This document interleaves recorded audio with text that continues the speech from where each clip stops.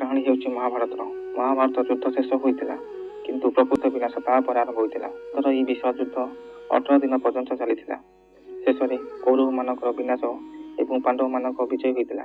କିନ୍ତୁ ବିଜୟର ପବିତ୍ର ଭୂମି କୁରୁକ୍ଷେତ୍ର କୌଣସି ଉତ୍ସବ ସ୍ଥଳ ନୁହେଁ, ବରଂ ଲକ୍ଷ ଲକ୍ଷ ଯୋଦ୍ଧାମାନଙ୍କ ଶରୀରରେ ପରିପୂର୍ଣ୍ଣ ଏକ ଶ୍ମଶାନରେ ପରିଣତ ହୋଇଥିଲା। ଚାରିଆଡ଼େ ଭାଙ୍ଗି ଯାଇଥିବା ରଥ, ଛିଣ୍ଡି ଯାଇଥିବା ଧନୁ, ପୋଡ଼ି ଯାଇଥିବା ଅସ୍ତ୍ରଶସ୍ତ୍ର ଏବଂ ଖଣ୍ଡ ବିଖଣ୍ଡ ହାଡ଼ ମାଂସ ଦେଖିବାକୁ ମିଳିଥିଲା। ମୃତ୍ୟୁବରଣ କରିଥିବା ଯୋଦ୍ଧାମାନଙ୍କ ରକ୍ତ ମାଟିରେ ଏତେ ମିଶି ଯାଇଥିଲା ଯେ ବର୍ଷ କାଳ ଧରି ଏହି ଭୂମିରୁ ରକ୍ତର ଗନ୍ଧ ଆସୁଥିଲା।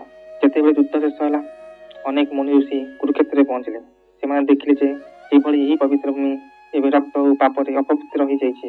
ସେତେବେଳେ ସେମାନେ କହିଲେ, ଏହି ଭୂମି କେବଳ ଯୁଦ୍ଧ ଓ ବିନାଶ ନୁହେଁ, ବରଂ ଧର୍ମ ଓ ଅଧର୍ମର ଶେଷ ନିଷ୍ପତ୍ତି ଭୂମି ଥିଲା। ଏହି କାରଣରୁ କୁରୁକ୍ଷେତ୍ରକୁ ଧର୍ମକ୍ଷେତ୍ର ବୋଲି କୁହାଯାଏ, ଯେଉଁଠାରେ ପ୍ରତ୍ୟେକ ଯୁଗରେ ଧର୍ମ ଓ ଧର୍ମର ପରୀକ୍ଷା ହୁଏ। ଏହି ଭୂମି ଯେଉଁଠାରେ ସ୍ୱୟଂ ଭଗବାନ ଶ୍ରୀକୃଷ୍ଣ ଗୀତାର ଉପଦେଶ ଦେଇଥିଲେ ଏବଂ ଯୁଦ୍ଧ ପରେ ଏହି ଭୂମି ଆଗାମୀ ଯୁଗ ପାଇଁ ଧର୍ମ, ନ୍ୟାୟ ଓ ସତ୍ୟର ପ୍ରତୀକ ହୋଇ ରହିଗଲା।